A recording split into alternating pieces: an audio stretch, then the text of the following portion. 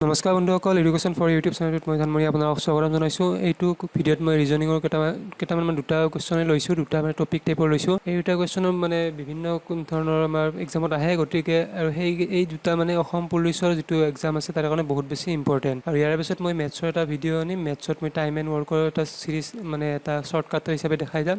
গতিকে আজি আমি ৰিজনিঙটো আৰম্ভ কৰি লওঁ। ৰিজনিঙৰ এইটো কুৱেশ্যন কোনোবা এটা এক্সামত আহিছিল, মই পালোঁ অলপ আগতে কুৱেশ্যনটো। গতিকে ইয়াতে ইংলিছ আৰু অসমীয়া দুয়োটা দিয়া আছে। কৈছে কি যে ABCDEF 6খন নাটক মনডেৰ পৰা ছেটাৰডেলৈকে কি হৈছে প্লে কৰা হৈছে, আৰু কেনেকৈ প্লে কৰা হৈছে সেই তাৰে কিছুমান ষ্টেটমেণ্ট হিচাপে দিয়া গৈছে।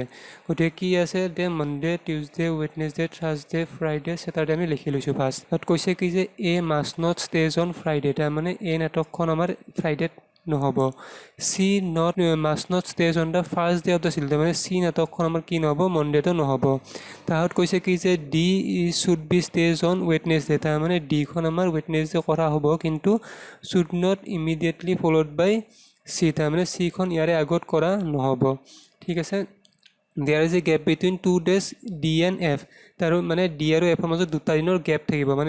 এফ নাটকখন আমাৰ ওপৰত হ'ব নোৱাৰে, কাৰণ কি ইয়াতে দুটা দিনৰ গেপ নহয়। গতিকে এফ নাটকখন তলত হ'ব, গতিকে ফাৰ্ষ্ট ছেকেণ্ড তাৰমানে এফ নাটকখন আমাৰ কি হ'ব, ইয়াতে হ'ব।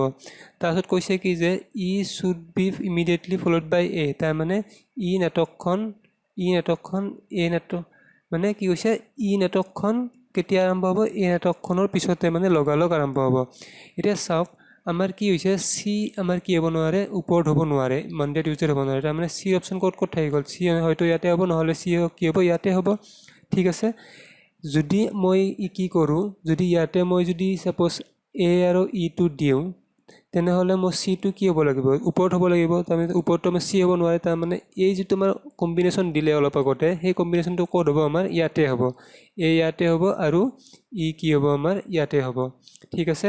গতিকে চি হয়তো থাৰ্ছডে, নহ'লে চি কি হ'ব, ফ্ৰাইডে হ'ব। আৰু যিখন নাটক ৰৈ গ'ল বিখন হয়তো থাৰ্ছডে, নহ'লে বিখন ফ্ৰাইডে হ'ব। তাৰমানে এই দুটা আমি কমপ্লিটলি আমি ওলাব নোৱাৰোঁ।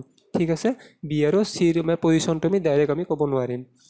ঠিক আছে। গতিকে আমি এই কুৱেশ্যনটো আমি এনেকৈ কৰি যাম, আৰু এই কুৱেশ্যনটো হাৰ্ডলি আপোনালোকৰ 1 পৰা 2 মিনিট সময় লাগিব।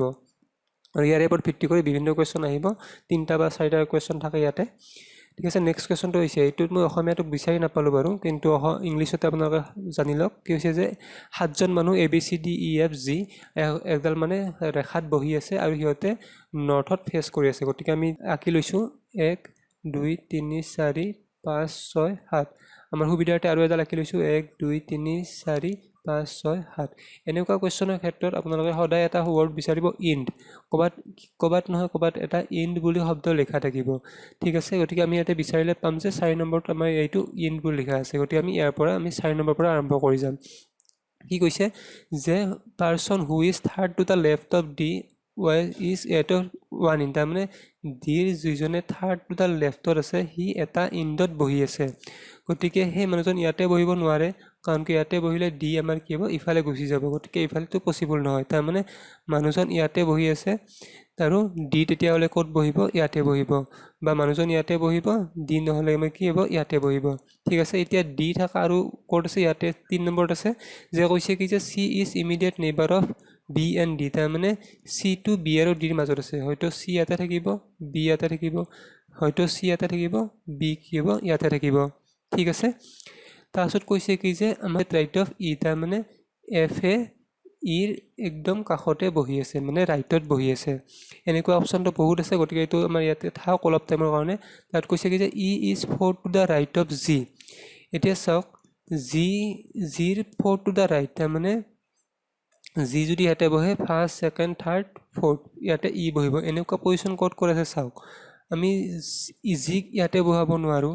ইয়াতে বহালে আমাৰ কি হ'ব, হয় ই ইয়াতে ঠিকে আহিব, কিন্তু ইৰ কাষত ইমিডিয়েট ৰাইটত কি এফ বহিব নোৱাৰিব। গতিকে আমাৰ এই অপশ্যনটো গোটেই কাটা যাব, কাৰণ কিয় জি ইয়াতে বহিব নোৱাৰে। জি ইয়াতে বহিলে ইয়াতে পজিশ্যন অলৰেডি অকুপাইড, জি ইয়াতে বহিব নোৱাৰে, ইয়াতে পজিশ্যন অলৰেডি অকুপাইড।